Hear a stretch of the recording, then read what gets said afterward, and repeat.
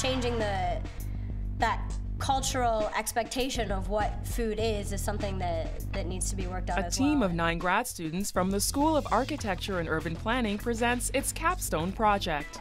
Is working in something that, a very typical college scene, right? Schools. Only this project's findings can affect hot-button issues such as the obesity epidemic, joblessness, education, and even global warming. In the 20th century, planners actually had a big footprint on the food system. And it does all that with something truly magical: food. Stephanie Etkin and Brendan Moriarty are investigating improvements to complex food systems. I caught up with them in Detroit's main agricultural distribution terminal, Eastern Market. I asked the grad students what sparked their evident passion for keeping food local. I had some interest in the food system, and as we started to research it, I started to discover the problems in our existing system, the benefits of local food, and I just got more and more excited as a result, and I think that's happened to all of us that have been involved in it. Eastern Market underscores what will make a local food system take root, not because it feels good, but because it makes economic sense. Is Eastern Market your primary retail outlet? Yeah, that's the only. Well, we have a lot of little markets, but they're nothing compared to this one. One of the things that we're finding is that there's much more profit available for the producer if they're going to sell direct and fresh to the consumer, rather than shipping to sort of large, centralized processing facilities. So, the sort of traditional economy that's evolved here with potatoes, for example, is that you grow them in huge batches, you send them to these huge processing facilities in Idaho or something like that. But then there's not a whole lot of profit left for the farmer. So an example of a way in which you can kind of keep local agriculture alive if you're buying locally directly from your producer. That's good. Right. That's really good. So, we buy this, it's going right back to Holt's Farms. But this market's really an all-too-rare oasis in Detroit's larger food desert.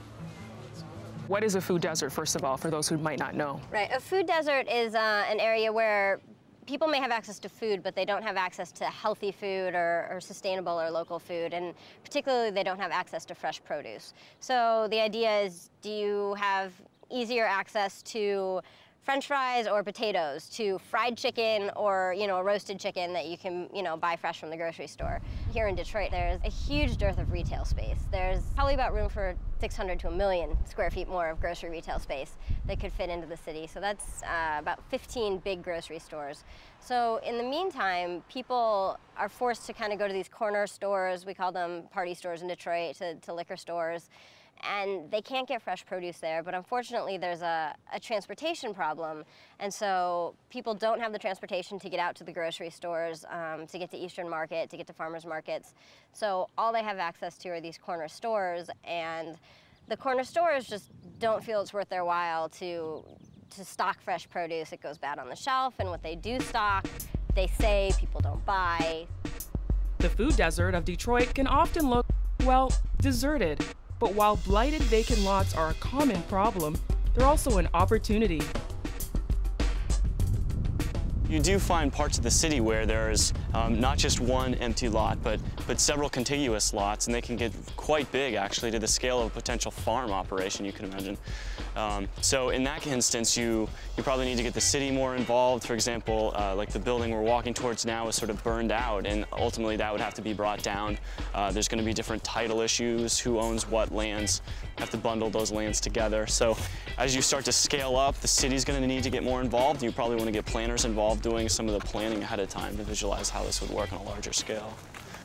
Members of the urban planning team didn't just read studies or gather statistics. They got their hands dirty with grassroots organizations that are making a difference, such as Earthworks Farms in Detroit.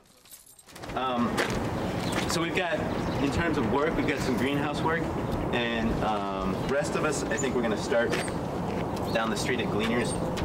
We've got some roses to plant. That's a soup kitchen right there, the Capuchin Soup Kitchen, and they grow some of their own food that they use in the food that they serve to people just right here, right next door. In some of these communities in particular, they go to dollar stores, they go to these liquor stores, or here they're called party stores, And if you go inside and look around, you'll see a couple aisles of food, but it's all processed and packaged Yeah, stuff. you don't see vegetables or anything in those kind of stores. Absolutely not. And in fact, I did some research where I drove around a community in the area and inventoried every place you could buy food. We counted about 70 different places, and of those 70 places, 8 sold vegetables and fruit. Everything else, it was exclusively processed and packaged food. In the corner stores, a lot of the produce that they get is kind of bottom of the barrel. It's the trucks have made deliveries to all the grocery stores, and this is what's left. So it's not nice-looking produce to start. It's kind of the tension where the corner stores are saying people aren't buying it, but the people are saying we're not buying it because what you have isn't worth buying. So it's raising that standard. Recently, there's been an initiative in Detroit to just ask the store owners to give like a little 3x3 spot, and an organization in Detroit was going to bring fresh produce that they had grown to these stores and display it in the stores for free. I mean, the owners didn't have to do anything, and the owners would actually make the profit from it. And out of the 24 stores that were approached, 22 of them flat out turned it down, and in the end, none of them accepted it. I mean, they just weren't even interested in dealing with it. So why would you think that would happen? You know, I think that it's not their mode of being. They make a lot of money on Pop-Tarts and, you know, and selling alcohol and cigarettes. And another issue is bridge card use. The bridge card disbursements, which is Michigan's version of food stamps, that happens at the beginning of each month. And so the store owners say, well, people come and they spend their whole allotment at the beginning of the month, and that's the only time they'll buy produce. And then anything we have the rest of the month goes bad, so there's no point in stocking it at a time when people with bridge cards won't buy it. So, I mean, that's the story coming from the store owners. You know, the community kind of has a different story that if it were there, they would buy it, but the store owners won't even let it in their stores. So, it's kind of this tension. In addition, a lot of the store owners are from outside of the city, and there's often kind of a racial tension between the store owners and the African-American residents of Detroit. And when the residents shop at these stores, they really feel kind of excluded and discriminated against. So it's not even a comfortable shopping experience, but yet that's the only choice they have. So Steph, how does the greenhouse fit into this project? Well, the way that the greenhouse works is in Michigan, we have a pretty short growing season. But by building this hoop house, is what they're called, because they're supported by hoops, it actually raises the outside temperature by up to about 20 degrees, which can it's really... very warm in here. Yeah, I feel like it's August. As you can see, I'm sweating, a little filthy. But it really extends the growing season. So it gives you a chance to start things earlier, you can last longer. So you can see here, these are some seeds that have just started and they're growing up. And these are actually going to go out to people with community gardens this afternoon. And so they'll come and collect all of these and take them and plant them in their own gardens. What are the community gardens? So there's different organizations kind of throughout the city that have started their own little growing on vacant lots, in their own yard, on schoolyards, and they're, since they don't have these, you know, hoop house facilities, Earthworks will start the seeds here for them, and when they get big enough and when the weather's warm enough outside, they'll take all these stuff that have been started and plant them in their own gardens. That's great. So we're really able to extend the season in here and move it out there. The final step is to see the project's findings implemented in urban centers across America. So part of the issue is just getting people to understand what's wrong with what's going on now.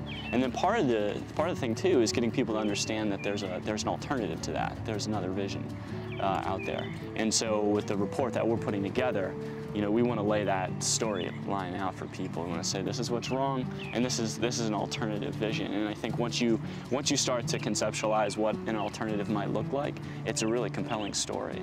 Overall, are you happy with the results that you guys have found out? I really am. You know, the thing is we've done a lot of the research and kind of laid the groundwork of here are all these great things that could be done, and a lot of it is being done in Detroit, but it's now going to be kind of up to the community to take that and move forward with it and take those steps. Well, I definitely learned a lot from you today. Good, I'm so glad. Thank you.